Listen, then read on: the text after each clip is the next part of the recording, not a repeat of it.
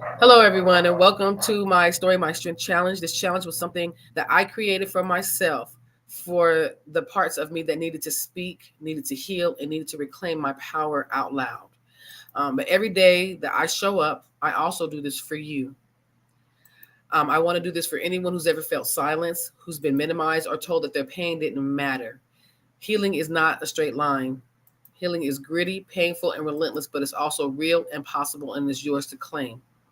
So I will start off with a trigger warning.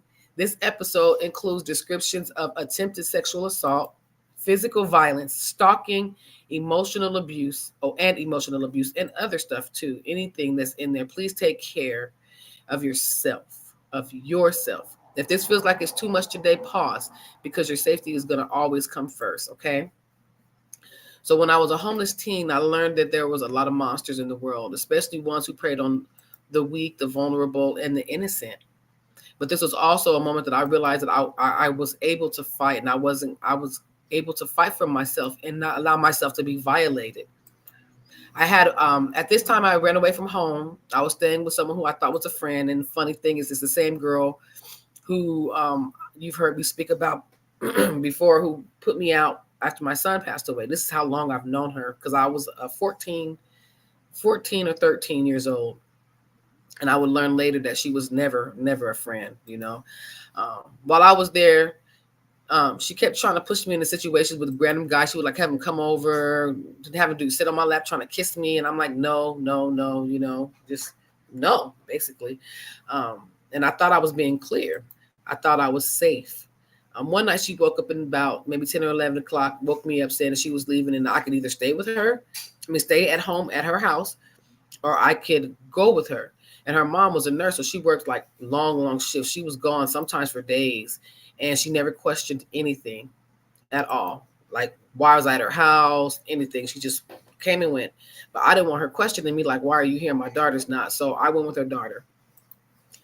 The people that were picking us up, I knew a few of them. So I was like, whatever, I know these dudes. And they drove us to a house on the other side of town. We call it the country. That's the part of town that we were on. And at first it seemed normal. Um, we were all sitting there drinking, smoking a little weed, hanging out. And then this guy showed up. He was older than the rest of us. He was related to some of the guys that were there, but I never seen him before. I didn't know him. I didn't talk to him. I didn't flirt with him. I didn't even look at him. I didn't give him any signs that I wanted to do anything. I was just hanging out. Again, I was a kid. But when it was time to go to lay down, I was tired. So they told me, you can go in the back room and lay down. Again, I knew some of these guys, so I felt like I was a little more safe than normal. But when I laid down, I couldn't sleep. So I kind of just felt off. So I just kind of laid there trying to get relaxed. But then this guy, he came in. Excuse me, you guys, my allergies are acting up today. He came in, and he didn't hesitate. He just started touching me, trying to pull off my clothes. I'm saying no. I'm getting loud. I'm making it clear. No, no, no, no. And then I started fighting him off. I'm fighting him, kicking, fighting, scratching. I'm yelling. I screamed, but the music was too loud. So even if someone would have helped me, they couldn't hear me because it was too loud for anyone to hear. And they were playing it outside in the front area. So back where I was at, they really couldn't hear anything that was going on. Um, when he couldn't get what he wanted, he locked me in the room, basically locked me in the room. Um, and I became a prisoner in that room for 3 days. There was a bathroom in the room, so I could use the bathroom, but the windows were locked. I couldn't get them open. And even if I could, there were bars on the windows. He would come back in the room, trying again and again, bit me on my neck, my back, my arms. He bit me on the inner thighs. He was choking me. Um, and sometimes I thought he was going to choke me till I passed out. He would cover my mouth so that I wouldn't try to scream, even though no one could hear me. And he would like bring me food like I was a pet, but he wouldn't let me out the room for days. And my friend who was there with me, like, I don't know what's happening to her in the front room. I don't know why she's not coming back in there to check on me. I don't know what's going on. Then he left. He just left for no reason. He just stopped. He left. And that's when my friend, my so-called friend, she finally opened the door and she acted like I wanted to be in there, laughing like it was funny. Like I was just hanging out with this man that was like 3 times my age. And then she's like, "You ready to go home?" I'm like, yeah, I want to go home. Let's leave now. So the guys dropped me and her off at my house like it was nothing. And then, her mom, my mom calls her mom, and her mom picks her up and takes her home. And I'm telling my mom what happened to me. But she didn't believe me, of course. I'm showing her these bite marks on my body. But she beats my ass for coming home and making up lies. I'm just like, no. So, and then that dude, that guy, he stalked me for months. He showed up at my school, just driving around the school looking for me. Um, I will be walking to the store, to the park. He'll drive up slowly. I'm terrified every single day. And he's like, get in the car. I'm like, no, telling him no. I'm screaming louder, no, because now I'm in a place where people who know me, they hear me, they'll come out of their houses or whatever. So he'll drive off. Then I found out that he had a wife and he had kids. So I'm like, if you don't leave me alone, I'm going to tell your wife that you're stalking me. But that didn't scare him. It didn't scare him. He stopped after a few months, but it didn't stop the fear that was in me. That was the first time I'd ever been stalked by anybody, but it was also the first time I fought back. And even though I was scared, even though I didn't win, I never gave up. I never gave up my body. And I did not sit, let him just attack me. I fought. Um, the wounds that I have to identify with was, as a child, I felt trapped in that room. I didn't have the language for what was. I don't have the language. I didn't have the language for what was happening, but I remember what I felt. I felt dirty, discarded, and I felt like a thing. I felt like a thing. I was felt violated in ways that didn't even, I didn't even, like I said, I can't make words for. My no felt like it was invisible. My fear was his entertainment. And I felt small, voiceless, confused, and betrayed. I wondered where my friend was, if I was being punished for running away, if this was what I deserved for thinking I could escape the abuse at home. I felt trapped, not just in that room, but in a world where no adult ever protected me. And again, where was my friend or these guys that I knew that were my friends as well? I felt disgusting for being bitten like I was just an object. And I hated myself for freezing when I did freeze. I questioned whether I mattered at all. So my reflection question for you is, what were the moments in your life where you felt invisible or trapped by someone else's control? How did those moments shape what you believe you deserved? And how have those beliefs followed you today? So the negative thoughts that I had in my mind was, I'm just prey. I'll always be the one that's hunted, used, or discarded. But I had to reframe that. I had to flip that. I had to flip the power dynamic and remember that moment that I fought back. That wasn't about weakness. That was my body saying, I want to live. That resistance was my spirit refusing to break. That I am not prey. I am a fighter. I am not what they did to me. I am what I survived. That's how I had to rethink that.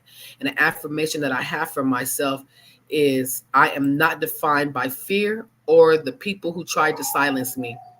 I am the voice that rose in the dark. I am the resistance in the face of abuse. I am the storm no one ever saw coming, and I will never be caged again. Never, ever be caged again. Okay, you guys, here we are. Time for our mini session. A coping tool called body claiming. It's a grounding exercise that will physically reset. So when trauma makes your body feel foreign or unsafe, this tool helps to reclaim ownership through physical command and sensory reset. So you got to stand barefoot on the floor, something wood, tile, earth, something solid. I like to stand outside with barefoot in the grass sometimes. I haven't done that in years, but I'm planning on doing that again. But that's my thing. And then you say out loud, this is my body, it belongs to me. And you repeat that 3 times. And every time you do that, you clench every muscle in your body from head to toe for 10 seconds. And then you shake it out, shake it out, shake it out. Clench the muscles in your body for 10 seconds, and then shake it out, shake it out. Place one hand over your chest and the other over your stomach. This is something after that step, this is what you do next. And then inhale deeply into your belly for 5 seconds. Count to 5. Hold it for 3 seconds. And then exhale for 7 seconds. Move your body the way that you choose, whether you sway, whether you stretch, whether you jump, dance. This is proof that you are in control now. Just move your body. This tool reconnects you to your body without fear. It builds power in the present and not in the past, okay? And now we are on our empowerment challenge. So today, find a public space. Go somewhere, walk down the street, a sidewalk, a hallway, and walk it like you own it. Hold your shoulders up, head high. No looking over your shoulder.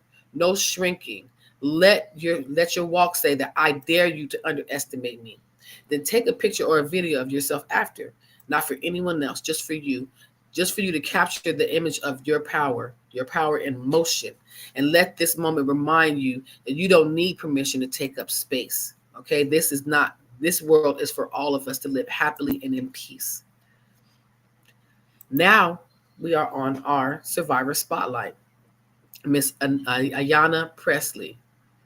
This is a woman who embodies racial radical truth, unapologetic leadership, and fierce resilience. Born in Cincinnati, and she was also raised in Chicago, brought up by a mother who was an advocate. She fought for tenants' rights. But even with a powerful maternal figure, Ayanna experienced deep personal pain. Her father, who was very gifted, he struggled with substance abuse and was often in and out of jail, and that was a part of her childhood. And early in her early years was marked by a lot of instability and trauma. She survived childhood sexual abuse, and like so many Black girls, her pain was silenced. She carried her wounds quietly, forced to excel while broken. But instead of hiding her story, she embraced it and turned it into power. She left college to support her family, and then she went on to break into political barriers. The first Black woman on the Boston City Council, and later the first Black woman elected to Congress from Massachusetts. But her achievements don't erase her pain. They amplify her message. Ayanna speaks openly about her trauma, her grief, and even her alopecia, which led to total hair loss. Her decision to show up in Congress bald and bold wasn't cosmetic, it was revolutionary. She proved that vulnerability is leadership, that survivors can shape laws, that power and pain can coexist.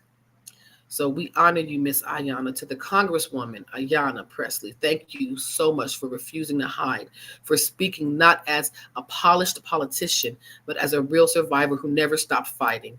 You've made space for us in politics, in leadership, and in healing. You didn't just claim a seat at the table. You pulled up the chairs for the rest of us. We see you. We believe you. We believe in you. We thank you for blazing the trail. Thank you so much.